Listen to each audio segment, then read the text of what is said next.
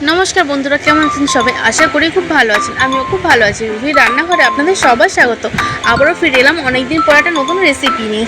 দেখে বুঝতেই পারছেন থাম্বনেলটা যে আজকে চকলেট কেক বানাবো। চলুন বক না করে রেসিপিটা দেখানো যাক। প্রথমেই মিক্সির মধ্যে দিয়ে দেবো হচ্ছে চিনি। চিনিটাকে ভালো করে গুঁড়ো করে নেবো। ওর মধ্যে দিয়ে দেবো হচ্ছে 5-6টা হ্যাপি বিস্কুটের প্যাকেট দিয়ে ওটাকে ভালো করে গুঁড়ো করে নেবো। তারপর দিয়ে দেবো হচ্ছে ঠান্ডা করে রাখা লিকুইড দুধ দিয়ে ওটাকেও ভালো করে মিক্সির সাথে চালিয়ে নেবো। এরপর দেবো হচ্ছে ওর মধ্যে 6 টাকা দামের বাটারের কিউব আর ইনো যদি না থাকে তারপরে baking powder baking soda use করতে পারেন। এরপর যে বোলের মধ্যে ঢালবেন সেই বোলটাকে ভালো করে সাদা তেল দিয়ে মাখিয়ে নেবেন। মাখিয়ে নিয়ে ব্যাটারটা ঢেলে দেবেন, দিয়ে 5 মিনিটের মতন ব্যাটারটা সাইডে রেখে দেবেন। এবার 15 থেকে 20 মিনিট হাই স্পিডে গ্যাসটা করে কড়াটা বসিয়ে দিয়ে প্রিহিট করে নেবেন। প্রিহিট করার পর কড়াটাকে লো টু মিডিয়ামে রেখে কড়ার মধ্যে বোলটা বসিয়ে দেবেন। 20 থেকে 25 মিনিট হয়ে যাওয়ার পরে আপনারা দেখতে পাবেন নরম তুলতুলে স্পঞ্জি কেক।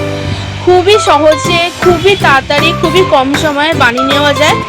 একবার বানিয়ে দেখবেন মুখে লেগে থাকার মতো, মুখে দিলেই গলে যাবে। আর আপনারা কারা কারা চকলেট কেক খেতে ভালোবাসেন আমাকে জানাবেন। আর যতক্ষণ না কেকটা ঠান্ডা হচ্ছে আপনারা নাড়াবেন না, নয়তো কেকটা ভেঙে যাওয়ারও সম্ভাবনা থাকে। যতক্ষণ না কেক একদম ঠান্ডা যাবে তারপর নাড়াবেন, দেখবেন ভালোভাবে নেমে যাবে, কোনো ভেঙেও যাবে না। আর আমি আমার ইচ্ছা মতন ভালোভাবে কেকের ওপর ডেকোরেশন করে নিয়েছি। আপনারাও আপনাদের মতন ভালো করে ডেকোরেশন করে নেবেন। আর একবার বানিয়ে খেয়ে দেখবেন যে কী নরম হয়েছে। আমার তো খুবই ভালো লেগেছে, আমার ফ্যামিলিরও খুবই ভালো লেগেছে। একদম নরম স্পঞ্জি তুলতুলে কেক। আবারও দেখাবেন নতুন কোনো ভিডিও।